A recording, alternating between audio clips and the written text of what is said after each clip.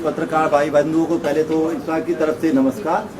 जो आज ये मीटिंग बुलाई गई है, प्रेस कॉन्फ्रेंस की गई है, इसका मेन मुद्दा कि बार बार डी ऑफिस से एक फरमान जारी किया जाता है। जैसे कि लास्ट मंथ भी एक फरमान ये जारी किया गया था कि जो हमारे यूडाइज कोर्ट जो सीआरसी के द्वारा हर दस्तावेज उनके द्वारा फिजिकली वेरिफिकेशन करके उनके द्वारा वहाँ पे सबमिट किए गए, लेकिन आज फिर डीओ शिक्षा अधिकारी द्वारा ये फरमान जारी किया गया है कि तो हरियाणा गवर्नमेंट का ही है।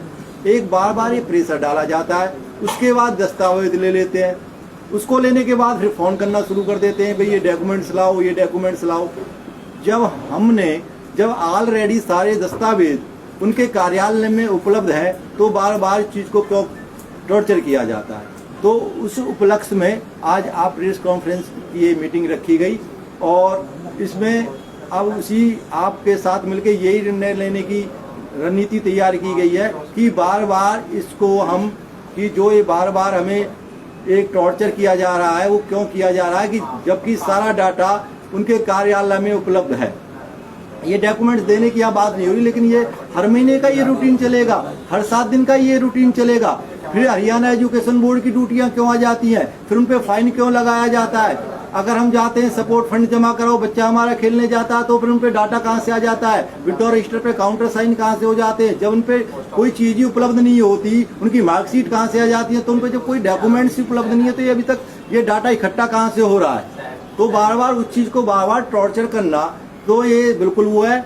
हम इसके सारे स्कूल वाले सब इसके खिलाफ हैं, क्योंकि अब इनरोलमेंट भरने की तिथियां निर्धारित हो गई, बोर्ड की फीस भरने की तिथियां हो गई, आगे बोर्ड के बच्चों के 10th और 12th के एग्जाम फॉर्म भी जाने। अगर सारे स्कूल भाई संचालक इसी कार्य में लगे रहेंगे तो और उनके कार्य को कब करेंगे।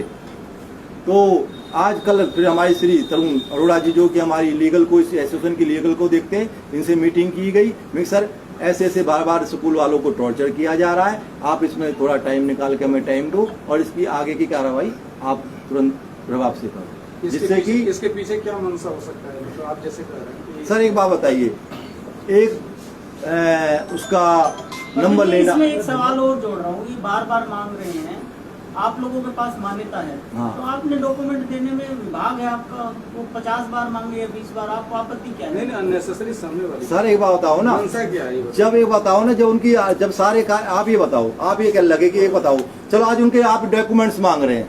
सर आपने बढ़िया क्वेश्चन किया है, आज वो डॉक्यूमेंट्स मांग रहे हैं, तो ये बताओ कि 80 स्कूलों की आपने एक बार जारी की होगी, लिस्ट देखी होगी आपने, भाई सबका आपका सहयोग रोक रहा हूँ। आप लोगों के माध्यम से खबर प्रकाशित हुई थी कल के समाचार पत्र में ही कि अच्छे स्कूल हो रहे सीबीएसई के हवाले और हरियाणा बोर्ड का बिगड़ रहा रिजल्ट। तो उसका एक्चुअल रीजन क्या है? रीजन उसका यही है कि जो हमारे सरकारी स्कूल के टीचर्स हैं उनकी ड्यूटी लगा दी जाती है कि आप प्राइवेट स्कूल्स में जाकर के विजिट कीजिए और उनके डॉक्यूमेंट्स कलेक्ट कीजिए, तो जिससे सरकारी स्कूल में एजुकेशन नहीं हो पाती प्रॉपर। प्राइवेट स्कूल्स के टीचर उन डॉक्यूमेंट्स को बार बार कलेक्ट करने में और उसको बार बार सबमिट करने के लिए तैयार हो जाते हैं।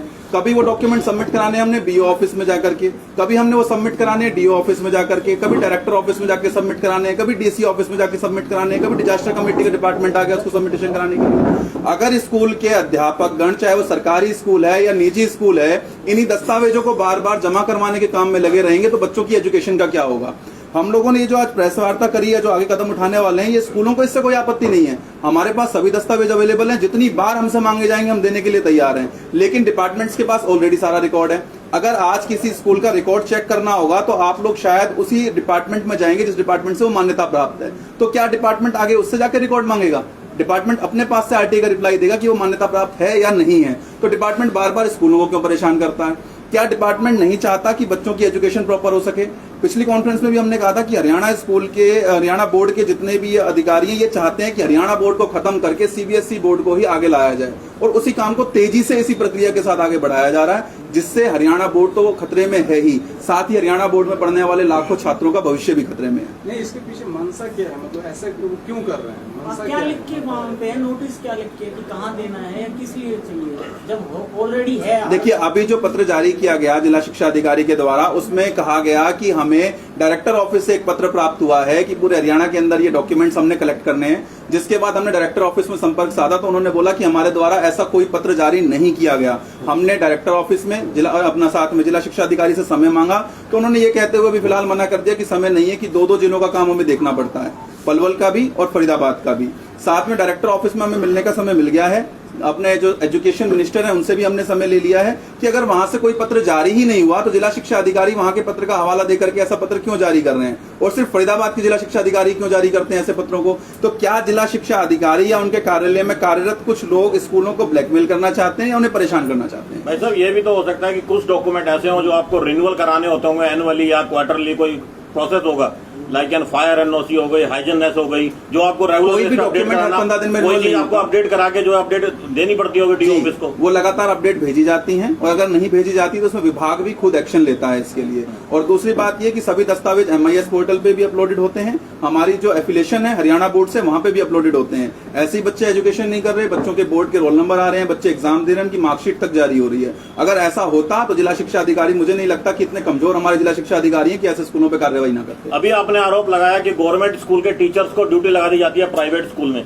क्या अभी कोई ऐसी कोई ड्यूटी आपके नॉलेज में आई है? अभी 3 दिन पहले कि आप सवाल पूरा होने दीजिए कि आप लोगों के पास जो है कि गवर्नमेंट टीचर आएंगे वो डॉक्यूमेंट लेके जाएंगे, या आप लोगों को ऑर्डर किया है कि आप सीधा डीओ ऑफिस में जमा कराएं? नहीं, अभी भी CRC में ऑर्डर हुआ है, जो जितने सरकारी स्कूल के अध्यापक हैं उनकी ड्यूटी लगा दी गई है कि वो हर स्कूल में जाके विजिट करेंगे और वहां के डॉक्यूमेंट्स कलेक्ट करेंगे।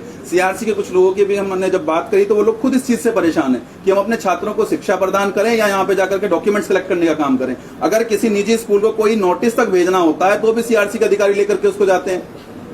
तो इस तरीके से सरकारी स्कूल के अध्यापकों को भी हमारा जो जिला प्रशासन है एजुकेशन विभाग का, वो उन्हें भी परेशान कर रहा है निजी स्कूलों के साथ। डॉक्यूमेंटेशन हार्ड कॉपी पे भेज रहे हैं कि सॉफ्ट कॉपी की दोनों फॉर्म पे भेजी जाती है? दोनों फॉर्म्स में भेजी जाती है। इसके अलावा पोर्टल्स पे भी सॉफ्ट कॉपी में हमेशा अपलोडेड रहती है। आपके पास जो आपका लॉगिन आईडी होगा उसमें अपडेशन आती रहती है? बिल्कुल आती रहती है सर। तो फिर आपको बार बार भेजने की जरूरत ही नहीं है। यही चीज हम आपके सामने लाना चाह रहे हैं कि जब हमें बार बार भेजने की नीड नहीं है तो अननेसेसरी हमारे टीचर्स का, साथ साथ गवर्नमेंट टीचर्स का समय खराब करके बच्चों की एजुकेशन को क्यों इफेक्ट किया जा रहा है? मतलब आपके कहने का मतलब ये सीधा सीधा आप एलिगेशन लगा रहे हैं कि ये लोग इसलिए कर रहे हैं कि ताकि स्कूलों पे दबाव बना सके, ब्लैकमेलिंग किया जा सके। सर सीधी सी बात है ना, अगर आप किसी अधिकारी का उसमें व्याख्यान करके कोई पत्र जारी कर रहे हैं और वो अधिकारी कहता है कि हमने ऐसा कोई पत्र जारी नहीं किया। दूसरी बात, आपके द्वारा जो पत्र जारी किया गया उसमें कहीं भी ये मेंशन नहीं किया गया कि आपको डायरेक्टर ने किस दिनांक को पत्र लिखा, उनका पत्र क्रमांक क्या था, कोई पत्र साथ में इंक्लोज नहीं कर रखा उन्होंने, और ना ही कोई एजुकेशन डिपार्टमेंट के सेक्शन का इसमें व्याख्यान कर रखा है कि इस धारा के तहत आप ये दस्तावेज दीजिए। ऐसा कोई ऑर्डर आप दिखा सकते हैं डीओ ऑफिस का भी आपके पास हो तो? बिल्कुल है सर, मैं इसमें ऐसा कोई जो रेफरेंस नहीं दिया उन्होंने जी, लेटर जी, में? बिल्कुल।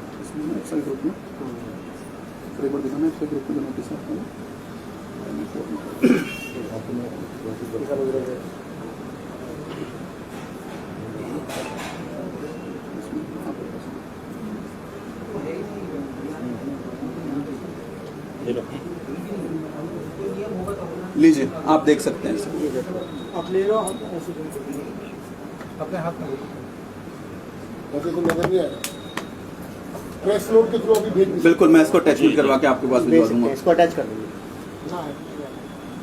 तो अब हमारी जो तैयारी ये है कि हम पहले डायरेक्टर से मिलेंगे जाकर के कि उनके द्वारा अगर पत्र जारी नहीं किया गया तो फरीदाबाद के जिला शिक्षा अधिकारी उनका नाम लेके कैसे कोई पत्र जारी कर सकते हैं। दूसरी बात, हम अपना एजुकेशन मिनिस्टर से भी मुलाकात करेंगे। अगर ये मामला यही नहीं रुकता है तो हम इसको हाई कोर्ट में एक जनहित याचिका के तौर पे लेके जाएंगे और ऐसे भ्रष्ट अधिकारियों के खिलाफ कार्रवाई भी करवाएंगे। सर मेरा एक सवाल है, इसी लेटर को लेकर के एक सवाल है। लेटर में क्लियर लिखा हुआ है कि मान्यता प्राप्त निजी विद्यालयों का रिकॉर्ड अपडेट करने हेतु जिस तरह बैंक में KYC अपडेट होती है उसी तरह ये भी एक रिकॉर्ड आपका अपडेट करना चाहते हैं, तो आपसे डिटेल्स मांग रहे हैं। दिक्कत कहाँ है सर? हर 15 दिन में डिटेल मांगी जाती है। इससे पहले का लेटर आप दिखा दीजिए। इससे पहले जो लेटर जारी हुआ था, पूरे हरियाणा में जो लेटर जारी हुआ है उसमें ये हुआ है कि अपग्रेड करने के लिए, मीन्स टू से अगर किसी का 8th क्लास था वो 10th क्लास हो गया तो वो उसको अपग्रेड करेंगे, लेकिन यहाँ के अधिकारियों ने उसको चेंज करके तब भेजा गया लेटर। इस प्रकार का लेटर अगर जारी होता तो पूरे हरियाणा में जारी होता। अपडेट और अपग्रेड में फर्क है। अभी अपडेट के लिए मांगा है आपसे। सभी दस्तावेज ऑनलाइन अपडेटेड हैं। आप चाहें आप नेट पे जाकर के फॉर्म 6 भी निकाल सकते हैं और सभी स्कूलों के दस्तावेज भी आ जाएंगे। कोई भी डिपार्टमेंट आजकल, आप सभी जानते हैं कि भारत सरकार पूर्ण रूप से ऑनलाइन करके प्रक्रिया काम कर रही है, तो सारी चीजें आजकल ऑनलाइन अवेलेबल हैं। कोई भी आपसे किसी भी प्रकार से कोई दस्तावेज नहीं छुपाया जा सकता। अगर स्कूल अपडेट नहीं होते, जो हमारी अभी तक TC जारी है, यानी का डाटा अपडेट नहीं होता है, जैसे मान लो 12th की बच्चा हमने 12th बच्चे ने पास की तो उसकी जो SLC निकल रही है, जब तो पोर्टल कोड डीओ ऑफिस के वाला जब तो खोला गया, जो 12th तक रुकना, जैसे आपका कोई स्कूल है 12th तक है, वो अपडेट है, जब तो उनका 12th तक का खोला गया है ना। नहीं, दूसरा क्या है ना, हमारे हरियाणा में क्या है, जो मान्यता है वो परमानेंट दी जाती है, उसको डेली अपडेट करने की जरूरत ही नहीं है। सबको जो मान्यता दी गई है परमानेंट ही दी गई, उसमें कोई अपडेट वाला मैटर नहीं है। जिसको 10वीं किया गया, सिर्फ 70 स्कूलों के बारे में ही वो पत्र क्यों जारी किया गया? दूसरी बात, जो 70 स्कूलों के बारे में जो पत्र जारी किया गया, अगर जिला शिक्षा अधिकारी को पता है कि ये स्कूल फेक हैं या इनके डॉक्यूमेंट फेक हैं या ये रूल रेगुलेशंस की पालना नहीं कर रहे, तो जिला शिक्षा अधिकारी उन्हें सील क्यों नहीं कर देता? जिला शिक्षा अधिकारी उनको नोटिस इशू क्यों नहीं कर देता? एक लिस्ट जारी की जाती है, आपके चैनल के माध्यम से पहले भी हम डिबेट कर चुके हैं। इसमें होता क्या है कि एक संगठन आनंद फानंद में गठित किया जाता है, उसके द्वारा केस फाइल किया जाता है, लेकिन 7 डेटें जो कोर्ट में 7 हियरिंग्स होने के बाद भी जिला शिक्षा अधिकारी के द्वारा वहां पर कोई दस्तावेज सबमिट नहीं किए जाते, कोई लिखित बयान नहीं दिया जाता, रिटर्न स्टेटमेंट नहीं आती, कोई दस्तावेज नहीं लगाया जाता, बल्कि एक लिफाफा बंद करके उन अधिवक्ता साहब को एक लिस्ट जारी कर दी जाती है कि 70 स्कूल जो है रूल रेगुलेशंस के अगेंस्ट चल रहे हैं। लेकिन टिल डेट तक अगर आप बात करें, 8 अगस्त को वो लिस्ट जारी की गई थी और आज 27 सितंबर होने को आ गया है, 1.5 महीने से ज्यादा का समय हो गया, अभी तक विभाग ने कोई एक्शन क्यों नहीं लिया? विभाग ने कोर्ट में जाकर कोई लिस्ट क्यों नहीं जारी कर दी, वहां जमा क्यों नहीं कर दी? तो विभाग सिर्फ और सिर्फ कुछ भ्रष्ट अधिकारियों के साथ मिलकर के निजी स्कूलों को ब्लैकमेल करने का काम कर रहा है। तरुण जी, सवाल ये है कि पिछले दिनों पता चला था कि आपने इप्सा से रिजाइन कर दिया है, फिर आप इप्सा के आज प्रेस कॉन्फ्रेंस पर नजर आ रहे हैं, क्या कारण है? आप ऑफिशियली रिजाइन कर चुके हैं या नहीं कर चुके हैं, ये भी क्लियर कर दीजिए, क्योंकि लीगल आप देख रहे हैं टोटल मामला, क्योंकि आए दिन लीगल मामलों पे सवाल उठता रहता है इप्सा के। कैसा सवाल? लीगल टीम पे आए दिन सवाल उठते रहते हैं, कई सारे मामले हैं जिनके ऊपर लीगल टीम पे सवाल उठते रहते हैं इप्सा के ऊपर। पहले तो आप ये क्लियर कीजिए कि आपने रिजाइन किया है या नहीं किया ऑफिशियली। देखिए, रिजाइन मैंने किया था, लेकिन उसको एक्सेप्ट नहीं किया गया था। दूसरी बात ये कि जिस घर में 2 भाई रहेंगे वो आपस में लड़ेंगे भी, झगड़ेंगे भी, लेकिन इसका मतलब ये नहीं है कि कोई तीसरा आकर के उस चीज का फायदा उठाएगा। अगर हमारे घर पे, हमारे परिवार पे कोई बात आएगी तो हम सारे भाई पहले एक हैं। वैसे भी जो आदेश होता है कोई भी चीज, तो प्रेसिडेंट साहब या जो करेंगे वो आदेश करेंगे, तो सभी लोग एक साथ होकर के उसका सामना करेंगे और उसको। अगर कोई नोटिस देने की बात होती है तो इप्सा की जगह कॉप से नोटिस क्यों देती है, इसका भी जवाब दे दीजिए। सॉरी, अगर किसी तरह का कोई नोटिस स्कूल को जारी किया जाता है तो इप्सा की जगह कॉप से के द्वारा क्यों किया जाता है? कॉप से के द्वारा किसी स्कूल को कोई नोटिस जारी नहीं किया गया अभी तक।